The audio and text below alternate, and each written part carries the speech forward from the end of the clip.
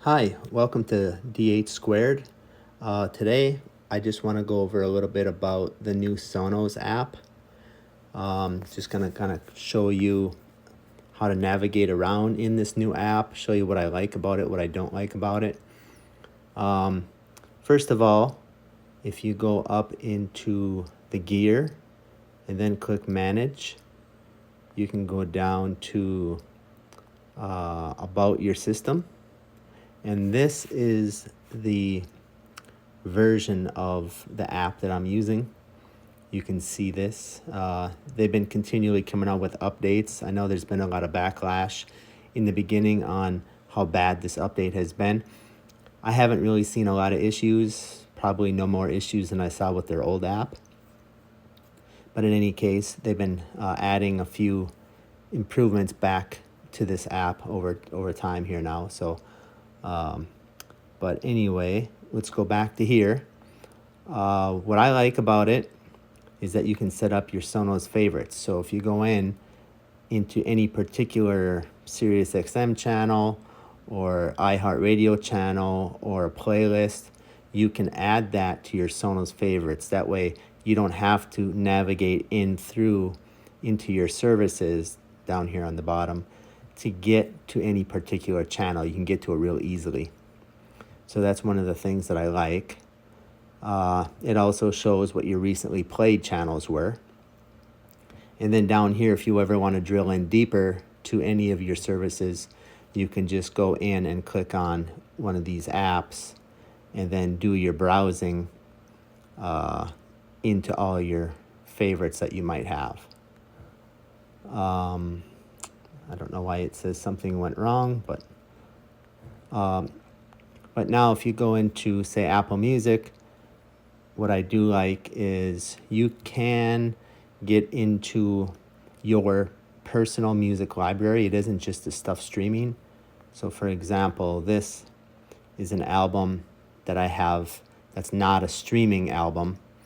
It's one that I loaded into my Apple Music library, and you are able to play stuff from your personal library, not just streaming stuff. It does, however, have to be uploaded to the Apple, in this case to the Apple server, in order to be able to play it. I have not tried to play anything off of a local source because I just don't ever have that need, because I upload all mine to the server. So this is the way I have it laid out. I also use a turntable, which I use with a line in up here. So there's different ways you can organize this screen. And you go to Edit Home here, and you can change the order in which all these are. One thing I do not like is at times these systems take a while to load. So if we were to search for an artist, let's just say we're going to search for Jimmy Buffett.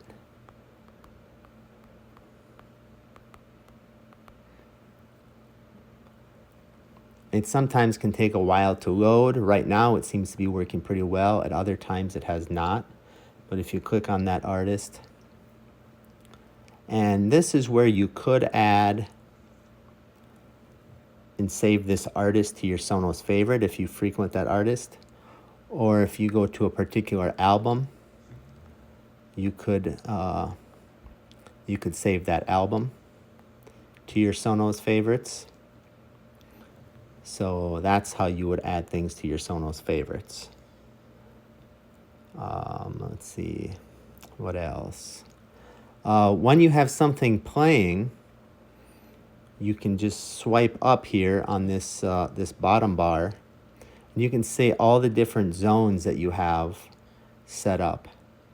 So right now, this first one, kitchen and living room, is a zone that is active. So once I swipe back down, whatever I would select on to play, it would play in that zone.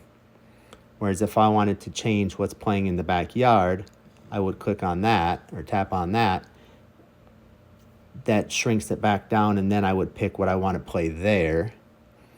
If I wanted to change what's in the bar, again, do the same thing. Now, if I want to group set zones together, so say I have something playing in the bar, and I would tap on the little devices button there, and that's where I would pick additional places that I would want that to play.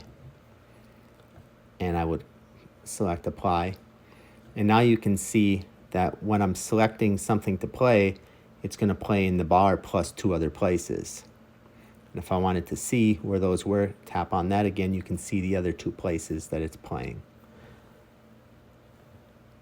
Now if you want to go in and customize or edit any of your equalizers or any of that on any of your devices, you go to the gear and then you select that item. So let's just select the bar, and then you swipe down and you can select EQ, and that's where you can select, adjust your bass and treble and so on.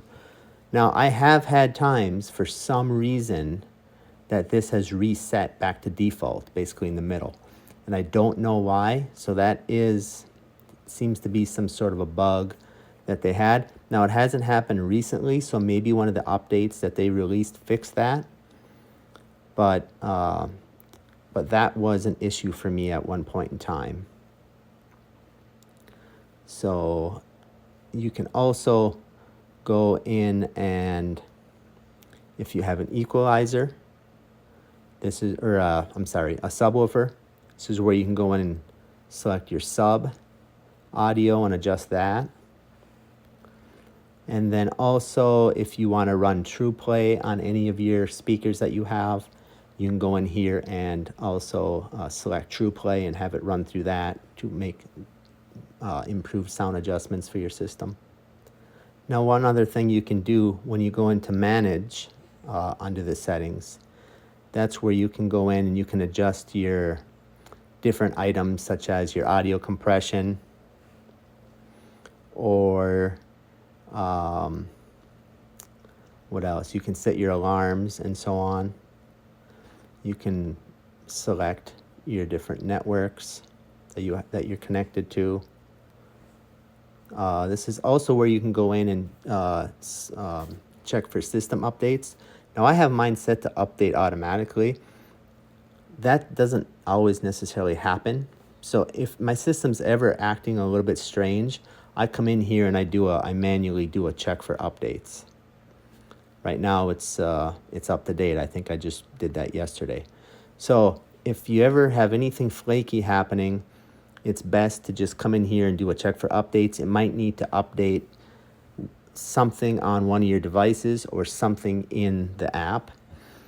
For some reason, update automatically doesn't always seem to update automatically, but so that's something to be looking for. You can also set up your voice assistants in here. I don't really do that, so that's that. So I think I went over this for the most part. If you want to manage your different services, you can come in here and click that, and you can add other services. There's a whole bunch of different ones you can add. So that's about it. I guess another thing is, while you're playing music, if you adjust the volume here, you can see they all kind of adjust up and down together. But if you want to just adjust one of them, you can come up here and you can adjust just one of them independently. So that's how you can do that. Or you can click on this and it brings this up and you can adjust them independently. So you can also set up groups, but I don't usually do that. I just go in and select the things I want to listen to in the areas that I want to listen to when I want to do that.